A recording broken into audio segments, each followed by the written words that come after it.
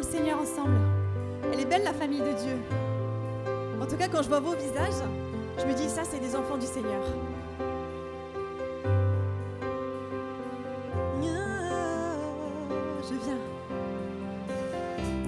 Je viens dans ta maison, je veux te rencontrer,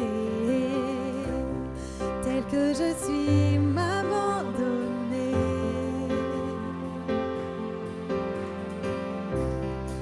Alors que nous chantons, ton esprit me remplit, mon âme est libérée.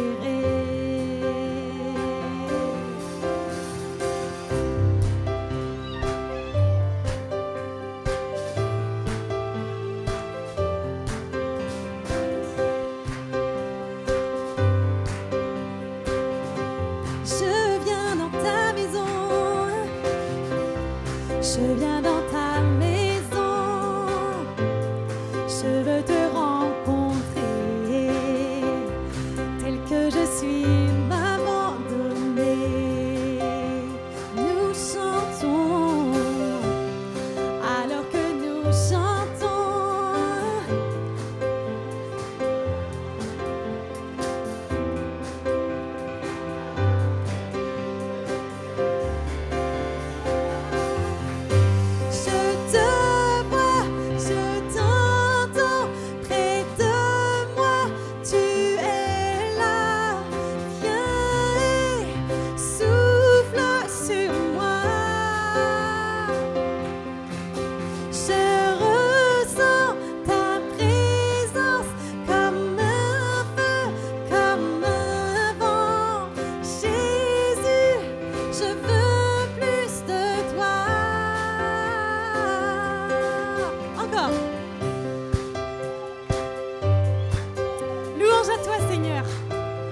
Je veux te voir et je veux t'entendre ce matin encore. Oh, gloire à ton nom. Gloire à Jésus. Je viens dans ta maison. Je veux te rencontrer, tel que je suis, m'abandonner. Nous chantons, alors que nous chantons. Ton esprit, oh mon âme est libérée. Oh, je te vois, je t'entends. Oui, viens, souffle sur moi.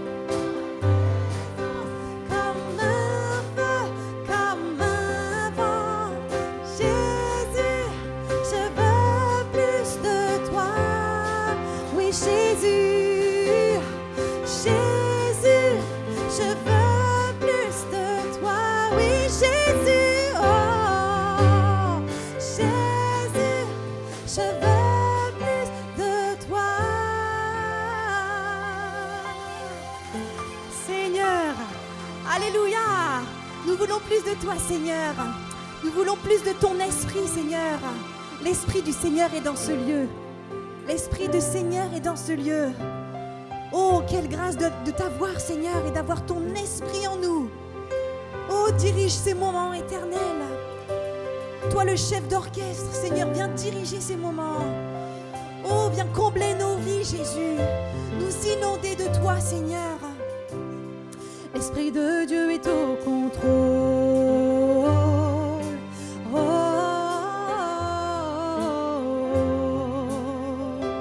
oh. L'Esprit de Dieu est au contrôle.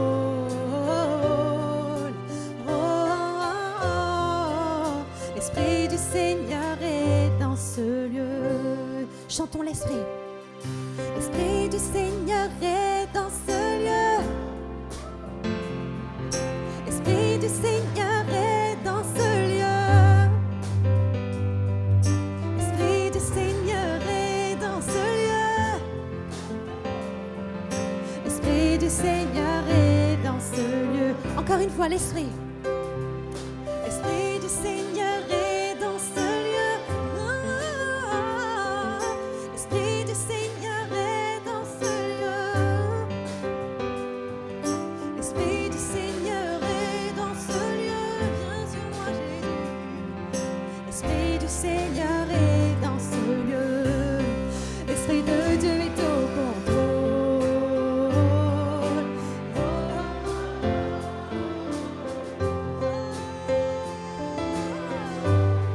L'Esprit de Dieu est au contrôle.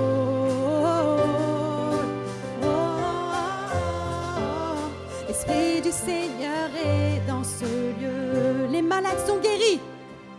Les malades sont guéris en ce lieu. Oui, nous sommes bénis en ce lieu. L'ennemi doit sortir de ce lieu, car l'Esprit du Seigneur est dans ce lieu. L'Esprit de Dieu est au contrôle.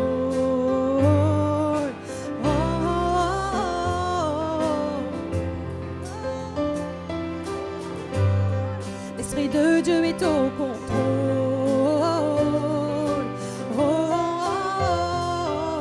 L'Esprit du Seigneur est dans ce lieu. Les opprimés sont délivrés. Les opprimés sont délivrés en ce lieu. Alors viens déposer tes fardeaux en ce lieu. Le pardon, Dieu veut le donner en ce lieu. Car l'Esprit du Seigneur est dans ce lieu. L'Esprit de Dieu est au contrôle.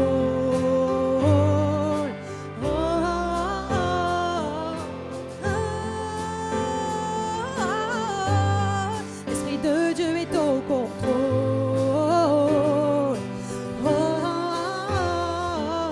L'Esprit du Seigneur est dans ce lieu. Ma vie est renouvelée. Ma vie est renouvelée en ce lieu. Je suis complètement changée en ce lieu. J'ai enfin trouvé la paix en ce lieu. Car l'Esprit du Seigneur est dans ma vie. Encore une fois, ma vie est renouvelée. Ma vie est renouvelée en ce lieu. Je suis complètement changée en ce lieu. J'ai enfin trouvé la paix en ce lieu.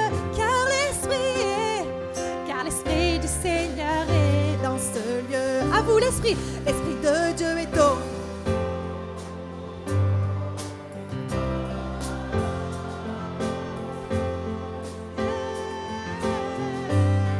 L'Esprit de Dieu est au contrôle.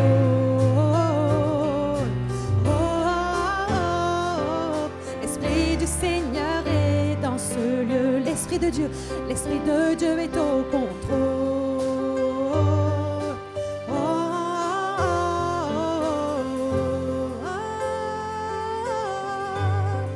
L'Esprit de Dieu est au contrôle. L'Esprit du Seigneur est dans ce lieu.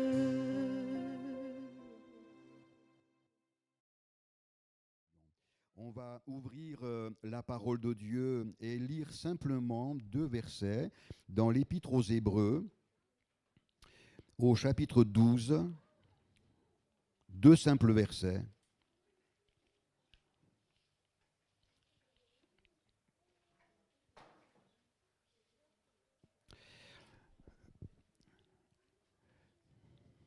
L'Épître aux Hébreux, chapitre 12, le verset 12 et le verset 13.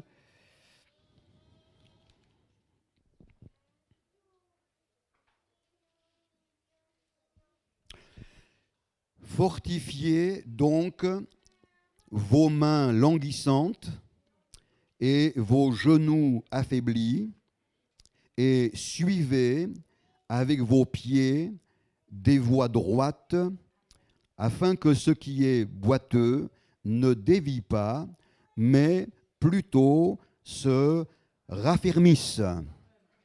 On va ensemble réfléchir sur cet encouragement de l'apôtre. Vous le savez, vous qui lisez la Bible, il y a de très nombreux textes où Dieu parle de se fortifier. Fortifier vos mains, vos genoux, vos pieds, se fortifier. La fréquence des versets sur ce sujet montre que Dieu est en souci de nous voir toujours forts.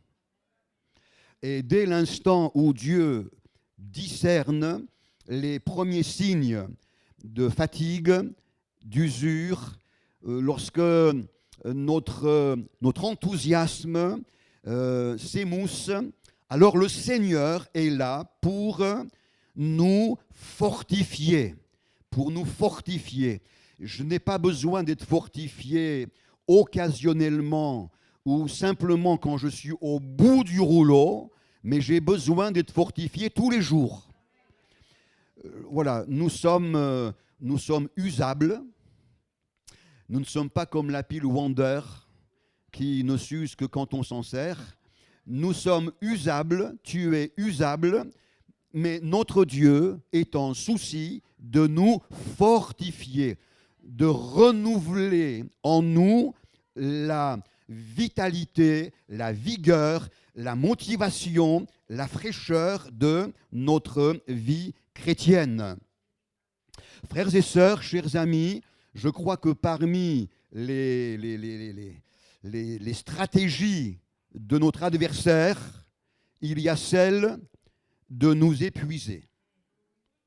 Si je permettais sur une durée assez conséquente à mon adversaire de me fatiguer, de m'épuiser, vous savez, le verbe épuiser, c'est une image, c'est le puits qui est à sec, épuisé. Donc il n'y a plus d'eau dans le puits. Un puits qui n'a plus d'eau ne sert plus à grand-chose. Et parfois, le diable va essayer, par une avalanche de circonstances, d'agressions, de pensées qu'il nous envoie, de nous épuiser. Cédric et Myriam ont été en Arles. En Arles, il y a des arènes. Pas aussi belles que celles de Nîmes, mais nous on est un petit peu gardois de passage. Et dans le Gard, vous avez des arènes un peu partout. Et bien sûr, ceci nous parle de tauromachie. Bien, j'ai envie un peu de comparer la stratégie du torero face à son taureau à la stratégie que le diable utilise à l'égard de chaque enfant de Dieu. Parce que vous voyez, dans une arène, quand le taureau entre là dans l'arène, plein de force, 250 kilos de muscles, quand il respire, il y a la poussière qui se soulève. Il est impressionnant. Et puis il y a un petit bonhomme, 1,65 m, qui arrive, 62 kilos, mais il arrive avec une posture de provocation. Il arrive et il lance un défi au taureau. Objectivement, entre le taureau et le torero, qui c'est le plus fort? Ben, c'est le taureau, hein? Et 9 fois sur 10, qui c'est qui va mourir? Ben, c'est le taureau. Sur un plan spirituel, frères et sœurs, les plus forts, c'est nous, qui sommes au Seigneur, qui sommes remplis du Saint-Esprit, qui aimons et gardons et croyons la parole de Dieu. Je vous écris, jeunes gens, petits enfants, parce que vous êtes forts, la parole demeurant. C'est nous les plus forts, nous sommes héritiers de Dieu, héritiers des promesses du Très-Haut, nous sommes les plus forts. Et quand même, trop souvent, nous laissons l'adversaire nous manipuler dans sa stratégie de ruse. Il sait très bien, le torero, qu'il ne faut pas qu'il prenne le taureau de face. Hein, parce que s'il essaie de le mettre par terre tout de suite, il ne va pas peser très lourd. Alors qu'est-ce qu'il fait? Il le fatigue. Il s'amuse avec lui. Hein, il le provoque. Taureau. Vous avez vu l'accent un peu? Hein? Il le provoque. Et le taureau, qui est très fort, est malheureusement en déficit d'intelligence parce qu'il entre dans la manipulation et dans le défi que lui lance le torero. Et alors il voit ce drap rouge là que la muleta, hein, que le torero brandit, et qu'est-ce qu'il fait? Il prend son élan et il donne un coup de corne dans le vide. Un coup de corne qui ne sert à rien. Seulement en faisant ce geste, il perd un peu de force. 10 fois, 15 fois, 20 fois. Et à un moment donné, eh bien, les gestes du taureau sont beaucoup moins saignants. Hein. Et le torero, il a l'œil exercé, il se dit, ça y est. Là, la fatigue commence à faire son œuvre. Bientôt, il va être bon au coup fatal. C'est ainsi que 9 fois sur 10, celui qui était au départ le plus fort se retrouve dans la poussière. Eh bien, moi, je n'ai pas envie de laisser l'adversaire me fatiguer. Et c'est pourquoi la parole de Dieu, très souvent, d'une manière très forte, nous encourage à nous fortifier. J'ai envie de dire ce matin à quelqu'un, fortifie-toi, renouvelle tes forces. Alors, Dieu nous fortifie, mais je me fortifie aussi. J'ai une part à faire. Et ici, la parole de Dieu nous exhorte à nous fortifier dans 3 aspects de la foi. Parce que ce qu'il faut fortifier en nous, c'est notre foi. Parce que la victoire qui triomphe du monde, c'est la foi. Et quand l'apôtre me parle de fortifier mes mains languissantes, cela me parle de la foi qui sert. Quand l'apôtre me parle de fortifier mes genoux affaiblis, ceci me parle de la foi qui honore Dieu. Et quand l'apôtre me parle de fortifier mes pieds, alors cela me parle de la foi qui marche dans la volonté de Dieu. Que ce matin, le Seigneur vienne fortifier notre foi dans ces 3 expressions que je viens d'énumérer. Premièrement, la foi qui travaille et qui sert le Seigneur. Les mains. Il y a une expression qui dit il a un poil dans la main.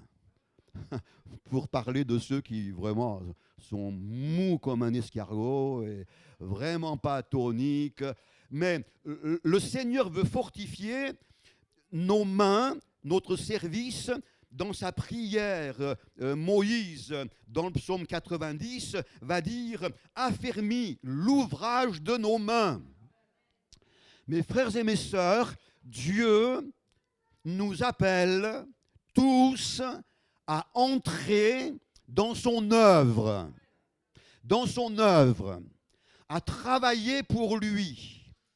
Nous ne faisons pas des œuvres pour être sauvés, nous sommes sauvés par grâce, mais maintenant que nous sommes sauvés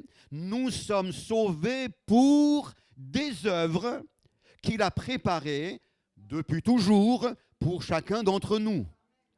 gloire à Dieu. Moi, je regarde chaque fois les musiciens avec admiration. Je dis, Seigneur, pourquoi tu ne m'as pas donné le... Ben c'est pas les œuvres qu'il a préparées pour moi.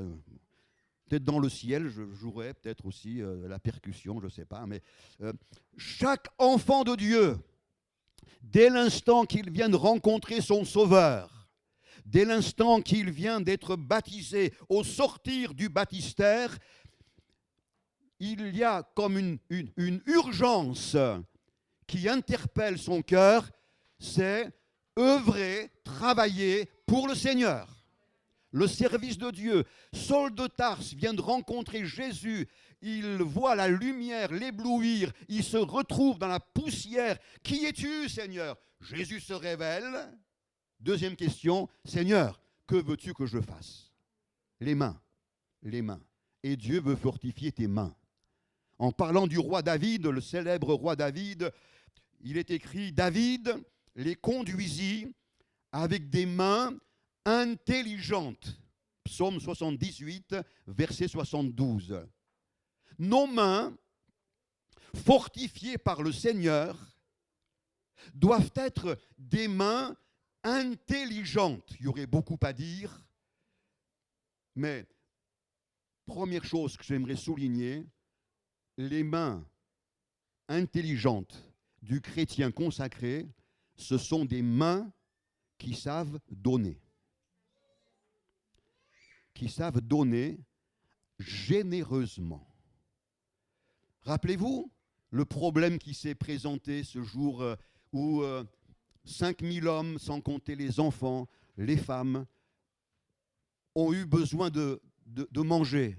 Jésus enseignait et cette foule s'est régalée d'entendre l'enseignement du Seigneur Jésus et le temps a passé et les disciples viennent interpeller Jésus. Renvoie la foule, Seigneur, renvoie la foule parce que les magasins vont fermer, hein. Intermarché, ça va être fermé et ils ont faim. Comment vont-ils faire? Un problème. Et Jésus, pour vraiment, il saisit l'occasion, eh bien, donnez-leur vous-même à manger. Alors là, je vois tous les sourcils des disciples se froncer. Et il y a un petit gosse à qui, le matin, maman avait dit, bon, tu vas écouter Jésus, c'est bien, je t'encourage, mais je t'ai préparé ce repas. Je t'ai mis 5 petits pains et 2 poissons. Ça, c'est ton repas. Tu ne vas pas le partager avec des copains. C'est pour toi, ça. Hein? Oui, maman. Et le petit se met en route. Il suit la foule qui se dirige là où Jésus se trouve. Et le petit, il écoute Jésus de tout son cœur. Il se régale. Et avec son cœur d'enfant, simple, nature, il reçoit l'enseignement du Seigneur. Et à un moment donné, il comprend qu'il y a un problème dans l'équipe de Jésus. Il y a un problème. D'abord, Jésus a arrêté son enseignement. Qu'est-ce qui se passe? Et puis, quand je vois la tête de ses disciples, je vois qu'il y a un problème. Hein? Alors, il s'approche, il se renseigne et il comprend, il apprend que le problème, c'est qu'il y aurait besoin de nourrir cette foule et qu'il n'y avait pas de quoi nourrir. Alors il y a quelque chose qui fait sourire les grands adultes que nous sommes. Mais lui a été inspiré par une intelligence conforme à celle de Dieu. Alors, il y a des domaines comme ça. J'aimerais redevenir comme un enfant. Alors il est venu et il a tiré la manche d'un disciple de Jésus, d'un apôtre, là. Et je vois qu'il y a un problème. Eh bien moi, tu vois, je donne tout ça à Jésus. Quand même, 5 pains, hein, 2 poissons. Je le donne pour Jésus. L'apôtre, il a rigolé. C'est bien un gosse, hein. Bon, il vient, donne. Et il l'apporte à Jésus. Ben, Seigneur, on a un gros problème. Bon, il y a un petit, là, il y a un petit. C'est vraiment les enfants, ça. Hein. il te donne son repas. Et Jésus va le prendre entre ses mains. Il va demander que chacun s'assied paisiblement. Il va demander à ses disciples d'apporter des grands paniers. Il va lever les yeux vers le ciel, rendre grâce à son Père, et il va commencer à remplir un panier, 2 paniers, 10 paniers, 20 paniers. Il va multiplier les pains et les poissons. Parce que il y a eu une paire de mains disposées à offrir généreusement pour Jésus. Gloire à Dieu. Des mains intelligentes, ce sont des mains généreuses. Ce sont des mains qui savent donner. Et je ne parle pas ici de donner pécuniairement, n'est-ce pas? Mais je parle de cette largesse de cœur pour donner. Frères et sœurs, n'hésitons pas à nous donner les uns aux autres une bonne parole d'encouragement, un sourire sincère, à nous faire des cadeaux, pas des cadeaux matériels. Mais tu sais, lorsque tu adresses un regard affectueux à ta sœur, à ton frère, tu es en train de lui faire un cadeau. Tu es en train de lui communiquer quelque chose qui va lui apporter l'encouragement dont il avait besoin à l'instant T. Être généreux pour donner, pour donner. Il y a beaucoup plus de bonheur à donner qu'à recevoir. Il y a de la joie à recevoir. Mais il y en a beaucoup plus à donner.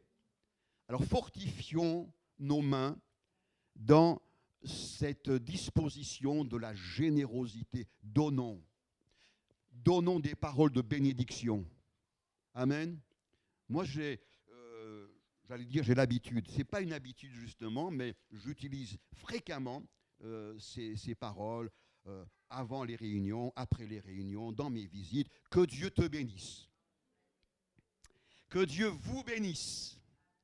Et vraiment, mes bien-aimés, pour moi, ce n'est pas une formule d'un ecclésiastique, mais c'est de tout mon cœur, et je crois que Dieu honore une parole de bénédiction prononcée sur un couple, sur un enfant, sur un malade. Dieu honore cette parole, et la bénédiction effective du Seigneur se répand d'une manière merveilleuse. Amen.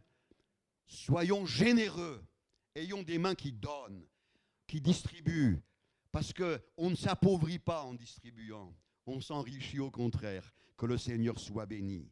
Des mains intelligentes, ce sont des mains généreuses. Des mains intelligentes, ce sont aussi des mains laborieuses, travailleuses. Amen. La Bible nous dit, en parlant de Ruth, qu'à un moment donné, elle s'est proposée, à l'époque de la moisson, elle s'est proposée, elle a demandé un service au moissonneur, la possibilité de glaner les épis qui tombaient après la moisson. Et cette femme a travaillé dans une activité, je dirais, épuisante, ingrate, épi par épi, elle a rempli un sac du matin jusqu'au soir et n'a pas laissé reposer sa main. Et la Bible nous parle de personnages qui, comme Ruth, ont manifesté cette énergie à travailler pour le Seigneur. L'apôtre Paul disait, j'ai travaillé plus que tous. Certains voudraient moissonner sans semer. Alors que l'Écriture dit, celui qui sème beaucoup moissonnera beaucoup.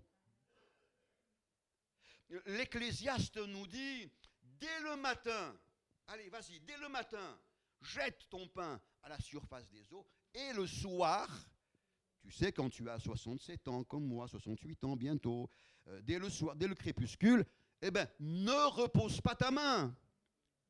Parce que tu ne sais pas quelle est la semaille qui va produire.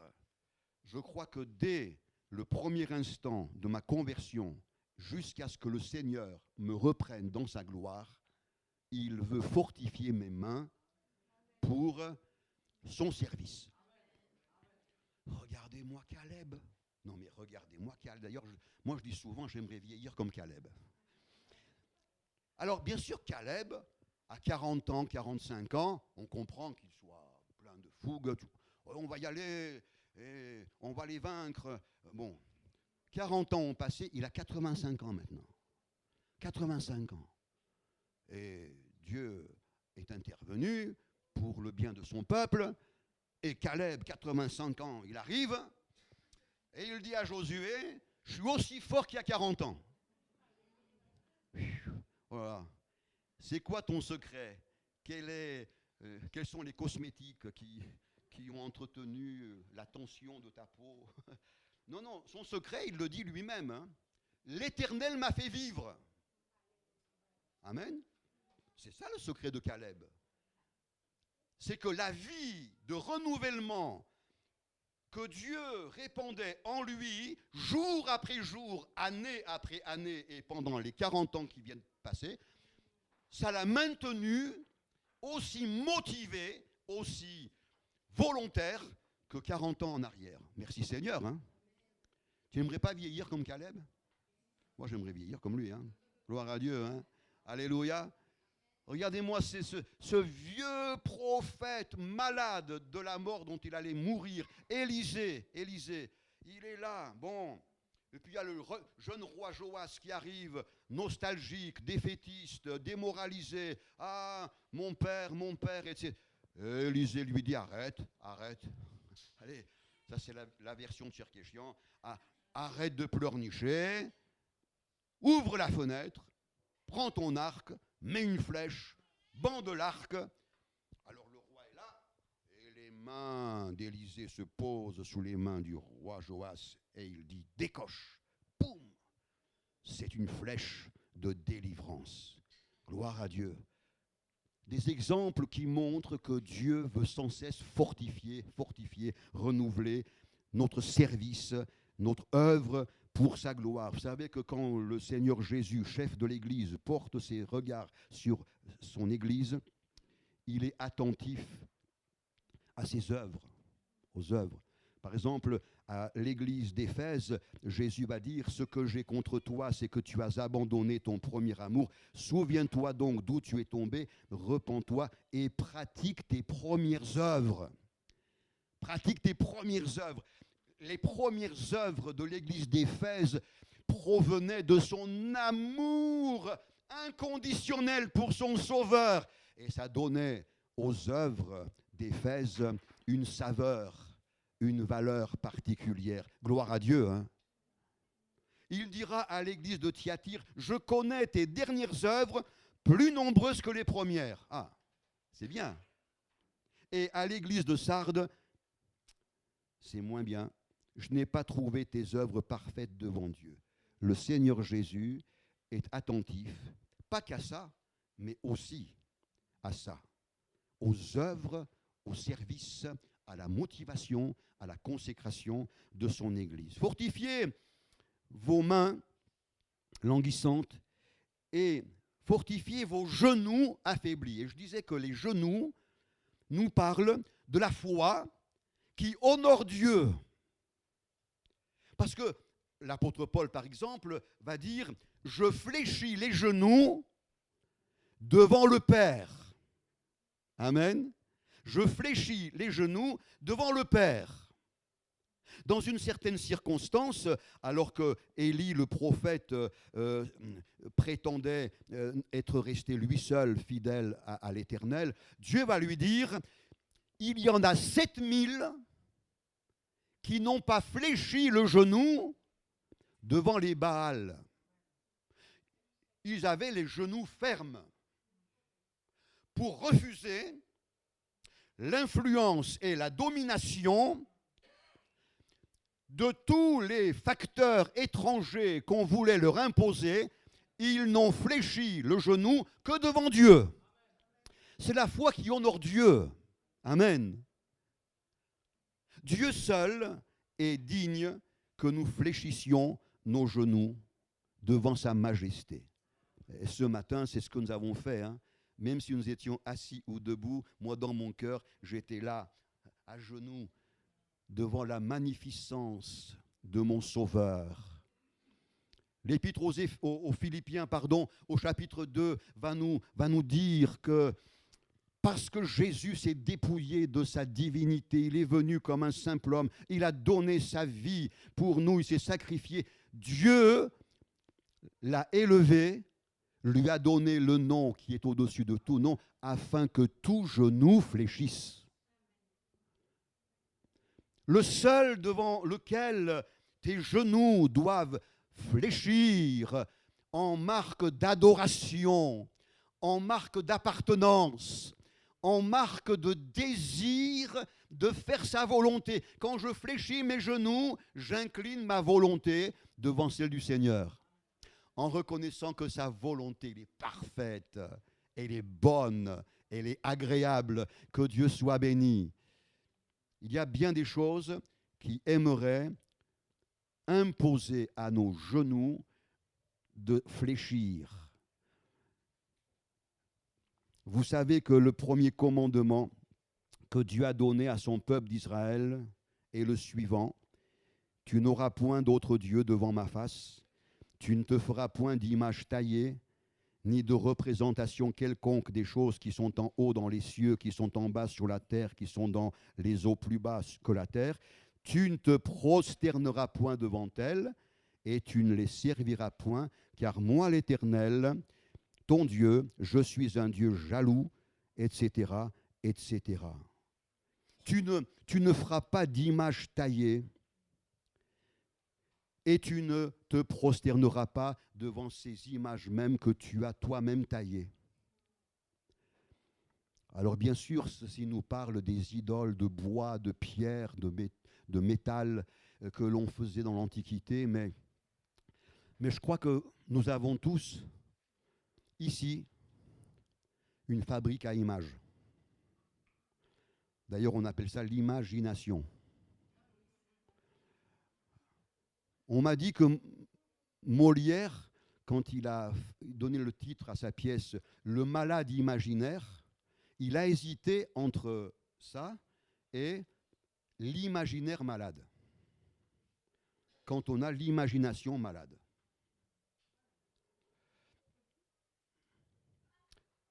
C'est la tempête, il fait nuit, la barque menace de s'enfoncer, les disciples se voient périr,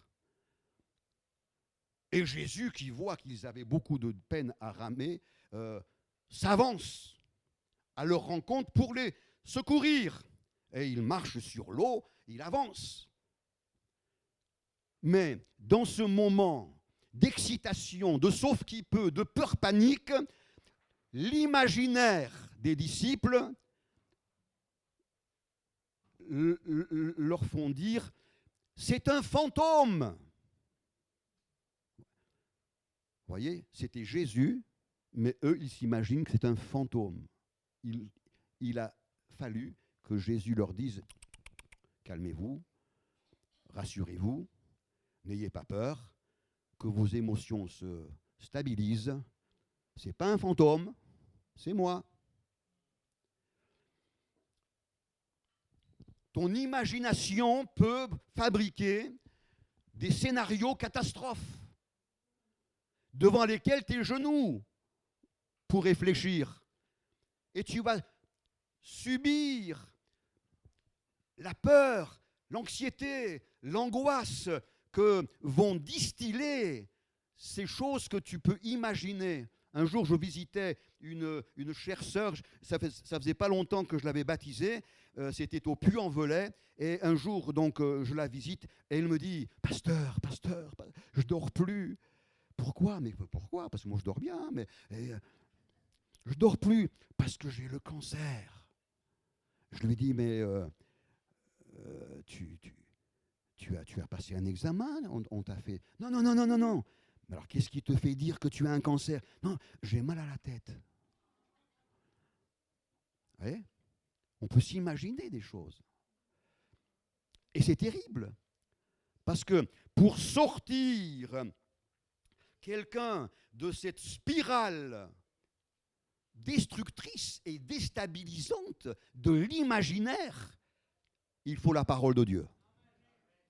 La parole de Dieu qui dit non, non, non, fortifie tes genoux, hein, et que tes genoux ne plient pas devant d'autres choses, d'autres sources d'influence que devant ton Dieu. Jésus est lui seul est digne que nous plions nos genoux en reconnaissant qu'il est Dieu. Amen. Il est sur son trône, souverain, tout-puissant, fidèle, confirmant ses promesses. Lorsqu'il se présente à nous comme le Dieu secourable, il nous secourt vraiment. Et je ne fléchirai les genoux que devant lui, je résisterai face à la pression que la crainte voudra exercer sur mes émotions. Il y a tellement de choses, même des circonstances, des influences multiples qui voudraient faire plier nos genoux. Je parlais pendant le Zoom, c'est pendant le Zoom que j'ai abordé un peu la persécution, l'AEP, etc.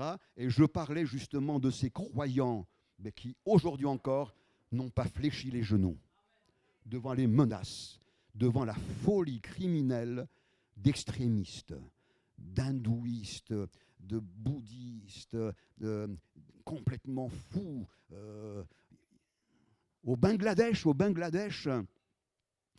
un couple pastoral est allé dans un grand village, parce que quand on dit village, là-bas, c'est des milliers de gens, très fortement musulmans. Et ils ont commencé à témoigner de Jésus. Il y a eu une haine terrible et un groupe d'extrémistes s'est concerté pour tendre un piège à ce pasteur. Ils sont tombés sur lui, non seulement avec des bâtons, mais avec des couperets, des haches, et ils ont détruit son visage et ils l'ont jeté, convaincus qu'il était mort. Mais il n'est pas mort. Il a pu être secouru. On lui a fait un nombre impressionnant d'actes chirurgicaux pour reconstituer son visage. Sa photo d'aujourd'hui en est le témoignage. Alors, le frère Asa Kane, président des ADD au Bangladesh, a contacté son épouse en disant, écoutez, je suis content que ton mari soit rétabli, mais je vais vous trouver un autre poste dans une région moins dure. Et l'épouse a dit non. C'est ici que Dieu nous a appelés. Elle a dit, ce sol a été marqué du sang de mon mari.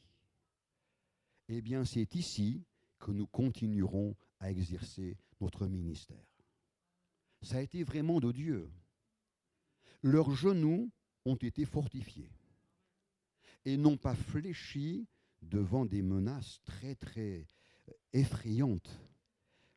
Et savez-vous qu'aujourd'hui, dans ce village, il y a une église nombreuse, vivante. Un souffle de l'esprit a parcouru cette population. Parce que vous savez, Dieu est tout-puissant, il peut se révéler par une vision d'une manière prodigieuse, il peut convaincre les plus durs. Et aujourd'hui, eh bien, ils sont en charge d'une église très très nombreuse dans cette région du Bangladesh. Ils n'ont pas fléchi les genoux. J'ai envie de dire à quelqu'un, ne fléchis pas les genoux devant tes problèmes. Ne fléchis pas les genoux devant tes montagnes. Mais si tu as une montagne qui te barre la route, comme Jésus l'a dit, parle-lui et ordonne-lui de s'écarter et de plonger dans la mer. Prends autorité, que le Seigneur soit béni. Et puis il faut fortifier aussi nos pieds. Et nos pieds nous parlent de la marche. C'est la foi qui nous conduit à marcher avec Dieu. Hébreux 11, c'est par la foi qu'Enoch marcha avec Dieu. La foi qui nous permet de marcher avec Dieu. La Bible nous dit qu'autrefois, nous marchions dans les ténèbres. Qu'autrefois, nous marchions selon le train de ce monde. Mais qu'aujourd'hui, Romains 6, 4, aujourd'hui, nous marchons en nouveauté de vie. Amen. La foi en Jésus nous donne maintenant de marcher en nouveauté de vie. Et je me suis dit, qu'est-ce que ça peut signifier ça? Marcher en nouveauté de vie. Et il me semble qu'on peut dire que marcher en nouveauté de vie, c'est marcher sur des critères nouveaux. Parce que la vie de Dieu a des critères, a des valeurs, a des modes de fonctionnement différents de la vie naturelle. Par exemple, je dis que marcher en nouveauté de vie, c'est marcher dans la victoire. Amen. C'est marcher dans la victoire. Jésus va prendre une image. Les dames, les demoiselles, ne vous effarouchez pas, mais Jésus a dit, je vous ai donné le pouvoir de marcher sur les serpents, sur les scorpions. Moi, j'ai Rachel, quand elle voit une araignée, c'est incroyable. Je vous ai donné le pouvoir de marcher sur toute la puissance de l'adversaire. Donc c'est marcher dans la victoire. Un pasteur disait un jour, nous ne combattons pas pour la victoire, mais nous combattons dans la victoire. Vainqueurs, nous le sommes déjà, puisque bénéficiant de la victoire de Jésus, il a remporté une victoire totale aux conséquences définitives et nous en bénéficions par la foi. Eh bien, le Seigneur veut fortifier tes pieds afin que ta marche soit une marche dans la victoire. Et que, aussi souvent que nécessaire, une autorité spirituelle te soit donnée pour marcher sur le serpent qui est dangereux à la tête, le scorpion qui est dangereux à la queue, autrement dit, de la tête à la queue, toute la puissance de l'adversaire est soumise à ceux qui, par la foi, marchent avec le Seigneur. Marche dans la victoire. Marche sur tes moments de déprime. Au nom puissant de Jésus, et en confessant, comme on l'a chanté tout à l'heure, son nom qui est au-dessus de tous les autres noms, marche sur tes idées sombres, marche sur cette tendance récurrente de craindre de manquer d'argent, de manquer de nourriture, sur cette peur d'une maladie, d'un accident, d'un malheur. Marche sur ces choses et rayonne et relève la tête. Fortifie tes pieds. Marcher en nouveauté de vie, je me suis dit, marcher en nouveauté de vie, pour moi, c'est marcher sur l'eau, par exemple. Comme Pierre, il a marché sur l'eau. Ça, c'est pas naturel. Hein. Je ne vous dis pas d'essayer, mais ce n'est pas naturel. Mais, dans cette fameuse circonstance, le Seigneur Jésus a montré à ses disciples ce que signifie marcher en nouveauté de vie. C'est marcher sur des principes nouveaux, sur des critères nouveaux. C'est ça a obligé Pierre à sortir d'un milieu qu'il connaissait très bien, sa barque. Oh là, il connaissait sa barque, hein. C'était un pêcheur professionnel.